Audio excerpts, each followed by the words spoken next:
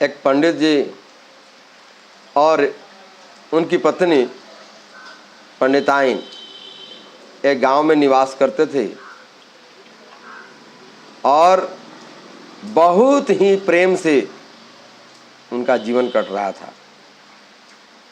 कभी उनमें लड़ाई और झगड़ा नहीं होती थी। दोनों एक दूसरे से बहुत ही प्रेम करते थे। पंडित जी बहुत गरीब व्यक्ति थे। रोज भिक्षाटन करने जाते और भिक्षा करके जो लाते थे उसे पंडिताइन तैयार करती थी, भोजन बनाती थी और दोनों भोजन करते थे और खुशी खुशी अपना जिंदगी व्यतीत कर रहे थे। उसी गांव में एक झगड़ा लगाने वाली एक बुढ़िया थी। वह किसी के घर में नहीं बख्शी थी जिनके घर में कभी न कभी वह झगड़ा नहीं लगाई हो। किसी का घर बकाया नहीं था, मात्र एक पंडित जी का छोड़कर, क्योंकि पति पत्नी में बहुत ही तालमेल था, बहुत ही सोच समझ कर रहते थे। एक रोज कुछ शरारती लड़के जो थे उस बुढ़िया से बोले कि दादी, यह पंडित जी जो है और उनकी पत्नी, हम लोग इनमें कभी झगड़ा होते नहीं देखते हैं, बहुत ही प्रेम से दोनों रहते हैं। उनके पास तुम्हारा अस्त्र शस्त्र नहीं चल सकता है क्या? बुढ़िया बोली कि ये तो मैं कई बार प्रयास की हूँ, लेकिन उन दोनों में इतना प्रेम है, इतना प्रेम है कि उनमें कभी झगड़ा होती ही नहीं है। बहुत ही समझदार हैं। लड़के जो है हंसने लगे और बोले कि देखो, तुम यहाँ पे फेल कर गई, अरे एक बार कोशिश करो। बोली कि हाँ, मैं भी इस ताक में हूँ कि एक बार उनके घर में झगड़ा तो जरूर लगाऊंगी। भाई, हम लोगों के घर के अगल बगल में भी ऐसे लोग बहुत होते हैं जो हमारी व्यवस्था को, हमारी सुख को, हमारे रहन सहन को देख करके उन्हें जलन होती है। और कुछ लोगों का तो पेशा होता है जो केवल झगड़ा लगाना ही जानते हैं। ऐसे व्यक्ति हर जगह पे हैं। बुढ़िया जो है बोली कि ठीक है, आज तो मैं झगड़ा लगाऊंगी ही लगाऊंगी, नहीं तो मेरा जो है इतने दिन का तजुर्बा जो है वो खराब हो जाएगा। वह बुढ़िया जा करके गांव से बाहर रास्ते में बैठ गई। पंडित जी बेचारे भिक्षा मांगने के लिए गए थे और उधर से जब आए तो उनको बुढ़िया रोकी। ए पंडित जी, थोड़ा रुकिए, तो रुकिए रुकिए। पंडित जी कहे कि ना ना, हम आपके पास नहीं रुकेंगे, आप बहुत झगड़ा लगाती हैं, आप मेरे घर में भी झगड़ा लगा दीजिएगा। बोले कि ना ना, हम नहीं झगड़ा लगाएंगे आपके घर में। आपकी पत्नी जो है बहुत ही सुशील है, बहुत ही अच्छी है, लेकिन एक बात आपसे कहना है, अगर आप आएँ तो मैं आपको बता दूं। मुझे एक बात का पता चला है। पंडित जी बोल गए अच्छा ठीक है, जो कहना है सो कह लो। पंडित जी उसके पास जाकर बैठ गए। एक पेड़ के नीचे दोनों बैठे हैं और बुढ़िया कहती है कि आपसे तो कहेंगे तो आप मानिएगा ही नहीं। मैं कई बार प्रयास की कि आपसे इस बात को मैं बताऊं, लेकिन कह नहीं पा रही थी कि आप मानिएगा ही नहीं। आपको बहुत भरोसा और बहुत विश्वास है अपने पत्नी पर। बोला कि हाँ ये तो है। बोले कि इसलिए नहीं बताना चाहते थी, लेकिन मुझसे बर्दाश्त नहीं हुआ। अरे देखे हैं आप ही दुबले पतले क्यों होते जा रहे हैं? पंडित जी कहे कि हाँ मैं तो दुबला हो गया हूँ। बोले कि इसका एक रहस्य है, वो मैं जानती हूँ। औरत औरत की बात जानती है, आपको नहीं मालूम है। पंडित जी कहे तो ठीक है बताइए क्या है? बोले कि जानते हैं। अच्छा एक चीज़ बताइए, आप और कहीं जाना है कि पूरा मांग करके आ गए हैं? बोले कि नहीं नहीं, एक गांव से आ रहे हूँ और दूसरे गांव में अभी जाना है। अभी तो घूमना है हमें। बुढ़िया बोली कि ठीक है, आज मैं एक बात आपको बता रही हूँ, ध्यान से सुन लीजिए और रात में इसकी परीक्षा ले लीजिएगा। मैं तो वहाँ नहीं जाऊँगी। बोले क्या है? बुढ़िया बोली कि आपकी पत्नी जो है ना, आपकी पत्नी वह राक्षस है। पंडित बोले हट, मेरी पत्नी के बारे में ऐसा शब्द बोली तो अभी 2 डंडा लगाऊंगा। बोले कि गुस्ताखी माफ कीजिए और मेरी बात सुन लीजिए, परीक्षा आप ही को लेना है, मुझे नहीं।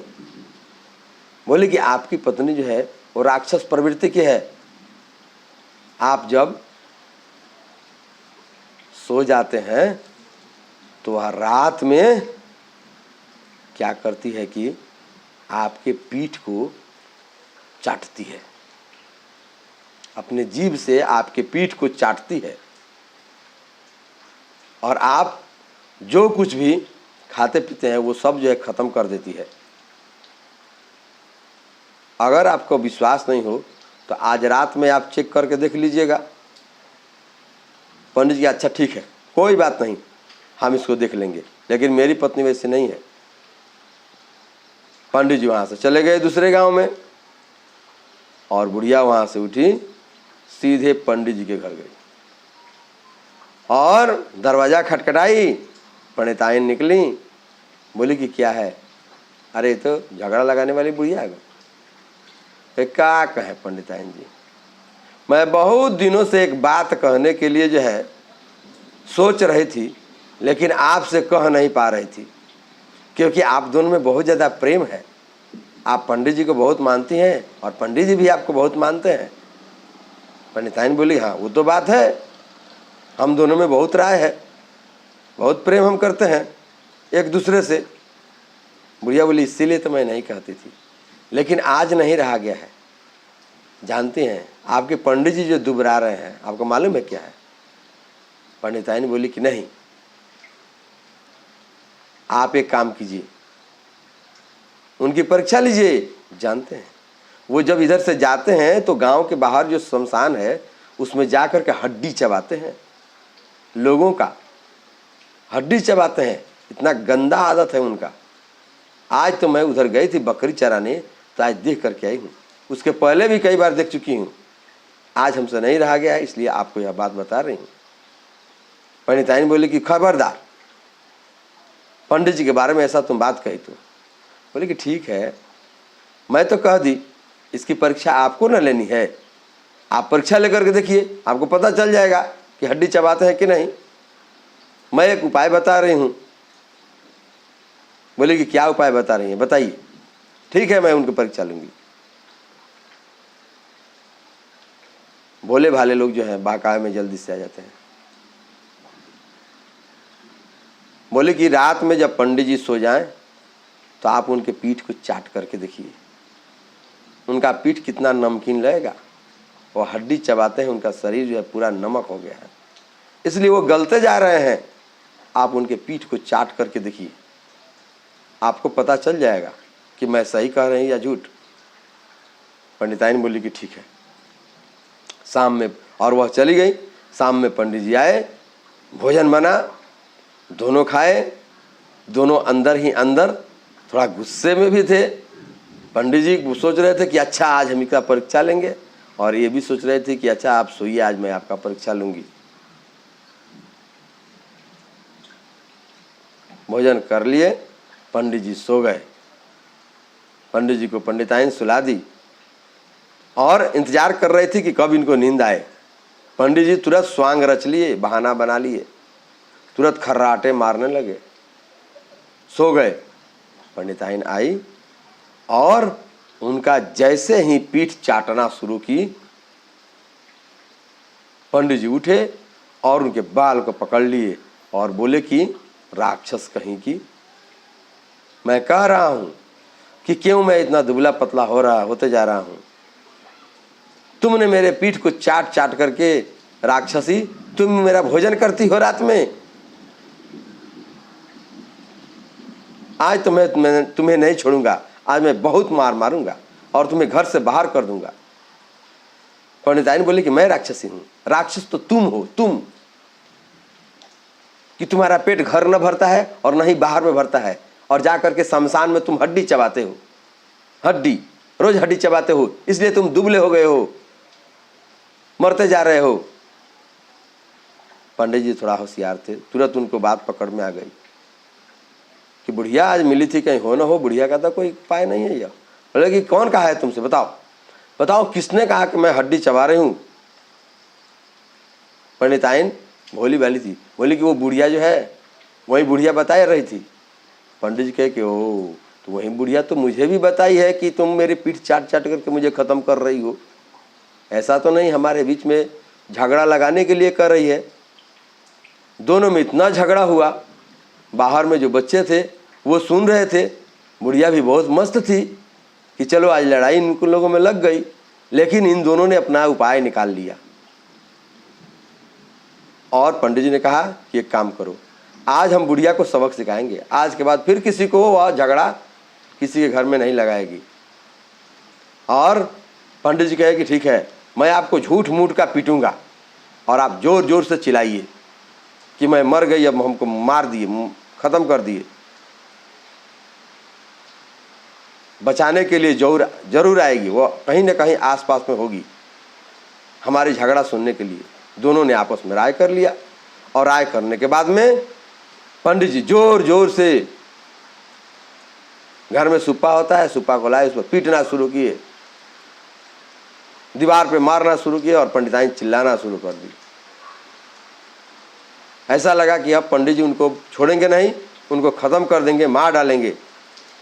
तब उन लड़कों से नहीं रहा गया। लड़कों ने कहा कि दाई जल्दी जा करके बचाओ, नहीं तो पंडित जी उसको, अपने पत्नी को जो है मार डालेंगे। बुढ़िया दौड़ी दौड़ी आती है और आकर के रोकती है कि हाँ हाँ मत मारिए पंडित जी, मत मारिए, हो गया, छोड़ दीजिए, पंडिताइन ने है, आपकी पत्नी ने है। जैसे ही यह कहती है, पंडिताइन उसके बाल पकड़ करके लटक गई और पंडित जी ऊपर से दे धड़ाम दे धड़ाम दे धड़ाम बुढ़िया पर गिराना शुरू कर दे। बुढ़िया को इतना ना मारे कि बुढ़िया जो है अब मरने के तुल्य हो गई। और बुढ़िया बोली कि पंडित जी आज के बाद मैं कान पकड़ती हूँ, अब मैं किसी के घर में झगड़ा नहीं लगाऊंगी। पंडित जी बोले कि नहीं, अब तुमको हम खत्म करेंगे, तो पूरे गांव में झगड़ा लगाती है, हम लोग दोनों में इतना प्रेम है तो तुम झगड़ा लगा दी कि न तुम रहेगी और न किसी के घर में झगड़ा लगेगा। तब तक वो बच्चे सब भी आ गए, आकर के छुड़ा दिए और बुढ़िया की जान बची। और बुढ़िया उस दिन कसम खाई कि मैं आज के बाद किसी के घर में कोई झगड़ा नहीं लगाऊंगी। बुढ़िया वापस चली गई और पंडित पंडिताइन फिर उस दिन से खुशी खुशी अपने घर में रहने लगे। हमारे समाज में ऐसे लोग कदम कदम पे हैं, हमारे आस पड़ोस में, हमारे गांव में, हम जहाँ बिजनेस करते हैं वहाँ पे, हम जहाँ व्यवसाय करते हैं वहाँ पे, जहाँ नौकरी करते हैं वहाँ पे ऐसे लोग भरे पड़े हैं। वे समय की ताक में रहते हैं, वक्त आते ही अपना यह काम कर जाते हैं और दूसरों के घर में झगड़ा लगा देते हैं।